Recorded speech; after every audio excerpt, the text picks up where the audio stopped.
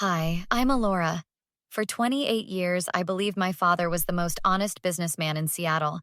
Growing up, watching him build Meridian Technologies from nothing made me proud to be his daughter and eventual heir. That all changed last summer during our annual beach retreat at our oceanside property.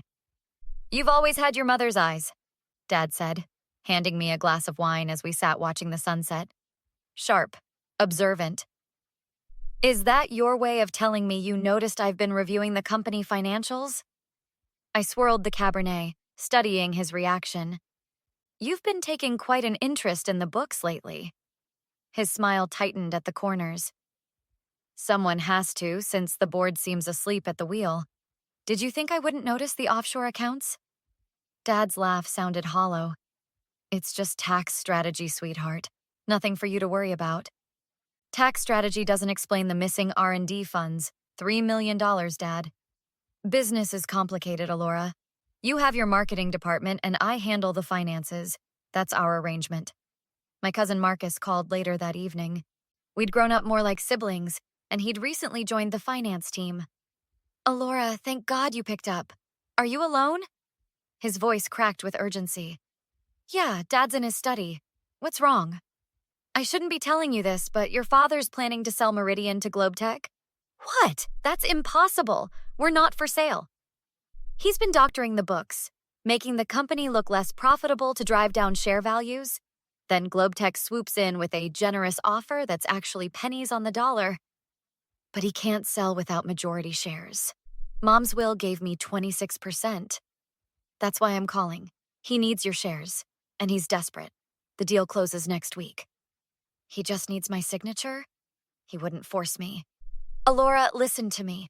Uncle Richard isn't the man you think he is. I found evidence he's been embezzling for years. Your mother was about to expose him before her accident." My blood ran cold. "Mom's car crash wasn't an accident?" "I don't know for certain. But the timing, just be careful. Don't confront him alone." "Too late. We already talked about the accounts." "Did you mention the sale?" "No, just the missing funds." "Good, play dumb. I'm sending you files now. Whatever happens, don't sign anything." The next morning, Dad suggested we swim before breakfast. "Like old times," he said with an unusual cheerfulness. "Race you to the buoy." As we swam further from shore, I realized how isolated we were. No other beachgoers this early. No witnesses. "Dad, I think we've gone far enough," I called, treading water. He swam closer, his expression suddenly cold. "I know Marcus contacted you. I don't know what you're—" His hand gripped my shoulder, pushing down. "This could be simple, Alora. Sign the transfer papers and we both get rich." I gasped for air as he pushed me under. "Or I could tell everyone my daughter tragically drowned. Grief might cloud my judgment about that GlobeTech offer." I fought against his grip, lungs burning, the realization crushing me harder than the water. My father was trying to kill me. I barely escaped with my life that morning, feigning unconsciousness until he dragged me to shore, then running to my car when he went for the transfer papers. I drove straight to Marcus's apartment, still in my soaking swimwear. "Jesus, what happened to you?" Marcus rushed me inside, throwing a towel around my shoulders. "You were right. He tried to drown me." My teeth chattered despite the summer heat. "He admitted everything." Marcus paced nervously. "We need to call the police." "And tell them what? That my father, the respected CEO, tried to kill me?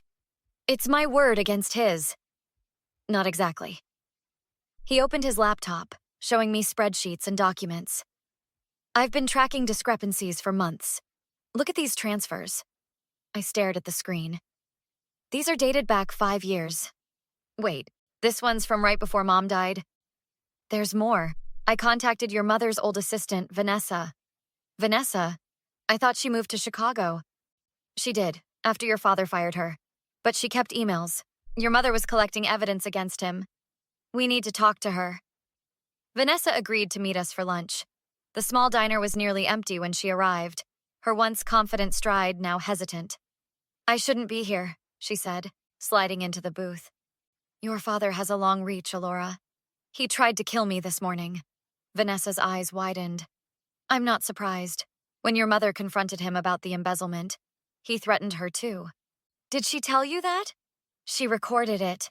Vanessa slid a flash drive across the table. She always kept her phone recording during their arguments. After the accident, I took it from her desk. I've been too scared to come forward. Why now? Marcus asked. Because Catherine made me promise to protect Alora if anything happened. I failed her once. I won't do it again. The recording was devastating. My father's voice cold as he threatened my mother. The company comes first, Catherine. Always has. We need more, I said. Someone inside the company who can testify to what's happening now. I might know someone, Marcus replied. Emma from accounting. She's been complaining about being asked to falsify reports. Emma was terrified when we contacted her, but agreed to meet at her apartment after making us promise we weren't recording. Your father asked me to create 2 sets of books, she explained, hands shaking around her coffee mug. One showing losses for shareholders, another showing profits for potential private buyers. Would you testify to that? I asked. I'd lose my job, and possibly go to jail for fraud. You could get immunity, Marcus suggested, as a whistleblower. And what about your father's security chief? That man follows me to my car every night. James, I asked, surprised. He's been with us since I was a kid. Well, your childhood bodyguard now intimidates employees who ask too many questions. We need a lawyer, Marcus said. Someone outside your father's influence. I know exactly who to call, I replied, thinking of my mother's college friend who'd become a prosecutor. And we need to move quickly. Dad will be looking for me. As we left Emma's apartment, my phone rang. My father's name flashed on the screen. Alora. His voice was eerily calm. Let's discuss what happened this morning like adults. Come home. I'm not coming back, Dad? Not ever. Don't be dramatic. It was a misunderstanding. You swallowed some water and panicked. Is that what you'll tell the police? His tone shifted instantly. Think carefully about your next move. You have no proof of anything. Actually, I do. Mom made sure of that. The silence lasted several seconds. Whatever you think you have, it won't be enough. Come home now, or I'll destroy you. 3 days later, I walked into Meridian Technologies' boardroom, flanked by District Attorney Patricia Wilcox and 2 police detectives. My father's surprise quickly masked itself behind his practiced CEO smile. Alora, we've been worried sick. Where have you been? He moved to embrace me, but I stepped back. Save the performance, Dad. The board needs to hear what you've been doing. Board members exchanged confused glances as Dad's expression hardened. I don't know what game you're playing, but this is highly inappropriate. We're in the middle of a meeting. About the Globe Tech sale? The one that would make you rich while defrauding shareholders? I placed a file on the table. I think they'll want to hear this. Miss Meridian has brought serious allegations that warrant investigation, DA Wilcox addressed the board. We have evidence of financial fraud, embezzlement, and attempted murder. Murder, gasped Eleanor Vance, our longest-serving board member. Richard, what is she talking about? It's absurd, Dad snapped. My daughter is having some sort of breakdown. Perhaps the anniversary of her mother's death. Don't you dare use Mom as your shield, I interrupted. Not when I have proof you caused her accident. You have nothing, he hissed. I played the recording of him threatening my mother. The room fell silent as his voice filled the air. Cross me on this deal, and you won't live to regret it. That's taken out of context, he stammered, looking around the room. Catherine and I argued, but I would never hurt her. Like you would never hurt me? I pulled down my collar, revealing the bruises from his grip at the beach. You tried to drown me rather than let me keep my shares. That's ridiculous. We went swimming, you got into trouble, I saved you. James, the security chief, stepped forward from his position by the door. Mr. Meridian instructed me to prepare documents transferring Miss Meridian's shares in the event of her death. Said it was routine estate planning. Dad's face contorted with rage. You treacherous bastard! You work for me! I work for Meridian Technologies, James replied coolly. Always have? We have testimonies from multiple employees, DA Wilcox continued. plus financial records showing systematic fraud. Mr. Meridian, I'm placing you under arrest. This is insane. You can't believe her. Dad looked desperately around the room, finding no allies. Alora, be reasonable. Everything I did was for this company, for our legacy. You mean your legacy? Mom and I were just obstacles. I'm your father. After everything I've given you, you tried to kill me. I was desperate. The company was going to collapse. Because you embezzled millions? He lunged toward me, but the detectives restrained him. You ungrateful little bitch. I made you.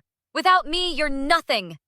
Richard Meridian, you're under arrest for attempted murder, embezzlement, and financial fraud, the detective announced, cuffing him. Alora, please. Dad's voice suddenly softened, eyes filling with tears. I'm sorry. I wasn't thinking clearly. We can fix this. Together. There's nothing to fix. It's over. I'm your father. You can't do this to me. You stopped being my father the moment you chose money over me. As they led him away, he shouted, You need me! This company needs me! You'll fail without me! Eleanor approached me, her hand trembling. My dear, I had no idea. We all trusted him completely. So did I replied, watching my father, now a stranger, being escorted out in handcuffs. 6 months passed. The criminal trial was set for spring, but the civil proceedings had already stripped my father of his position and frozen his assets. I sat in what was once his office, now mine as interim CEO, reviewing quarterly projections with Marcus. The numbers are recovering better than expected, he said. Investors responded well to the transparency measures. And the Globe Tech vultures? Disappeared once they realized they couldn't get us for pennies on the dollar. My assistant knocked and entered. Miss Meridian, your father's attorney is here. Again. I sighed. Show him in. Maxwell Green, my father's slick defense attorney, entered with his practiced, sympathetic smile. Miss Meridian, thank you for seeing me. You have 5 minutes, Mr. Green. Your father is facing 20 years. He's prepared to plead guilty to the financial charges if the attempted murder charge is dropped. Not happening. He's your father, Miss Meridian. Despite everything, there's a bond. There's no bond. Not anymore. He's written you a letter. Green placed an envelope on the desk. He's genuinely remorseful. I didn't touch it. Remorse doesn't change what he did. He claims the drowning was a momentary lapse in judgment. He never intended. Stop. He held me underwater while calmly explaining he'd blame my death on a swimming accident. Green shifted uncomfortably. People deserve second chances. Tell that to my mother. After he left, Vanessa came in. She'd returned as my executive assistant, helping restore the company's integrity. Your father called again from detention, she said. That's the 5th time this week. Any other calls? DA Wilcox wants to prep you for testimony, and Eleanor's invited you to dinner with potential board candidates. The intercom buzzed. Miss Meridian, James is here with Emma from accounting. They entered, looking more relaxed than I'd seen them in months. The forensic accountants finished reconstructing the books, Emma explained, handing me a report. We've identified every penny he took. And every penny he tried to hide, James added. Offshore accounts, shell companies, it's all there.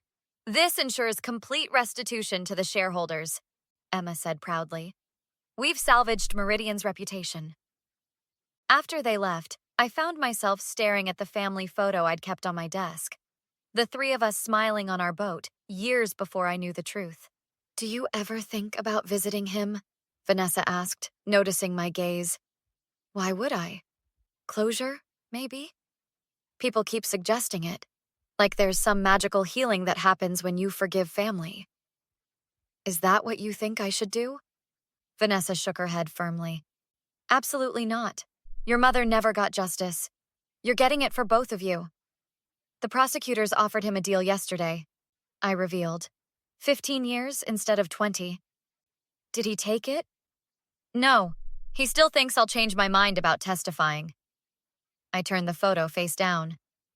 He doesn't understand that some betrayals can't be undone. What about the company? Will you stay after the trial? Someone needs to rebuild what he tried to destroy. I smiled wryly. Besides, turns out I'm pretty good at this CEO thing. That evening, I visited my mother's grave with fresh flowers. I got a letter from Dad today, I said, arranging the bouquet. I burned it without reading it. Is that wrong? The cemetery remained silent, but somehow I felt her approval. Marcus found me there as dusk settled. Thought I might find you here. Just updating Mom on our progress. You know, your father's been telling anyone who'll listen that you'll eventually forgive him. That blood is thicker than water. I stood up, brushing grass from my knees. He never understood that trust, once broken, can't be repaired. Some betrayals are final. The new board votes tomorrow on making your position permanent. Nervous? No. I smiled for the first time in months. Mom built safeguards into the company structure. I just needed to find them. Walking back to our cars, Marcus asked, "Do you ever wonder what would have happened if you'd just signed those papers that day?" No, but I do wonder how many people suffer in silence because standing up to family seems unthinkable. You didn't just stand up to him, Alora. You took back what was yours. And made sure he can never hurt anyone again. I looked back at my mother's grave, now shadowed in twilight. That's the thing about betrayal. It shows you who people really are. The question is, what will you do with that knowledge? What would you do if someone you trusted completely betrayed you? Would you seek justice or forgiveness? Let me know in the comments below.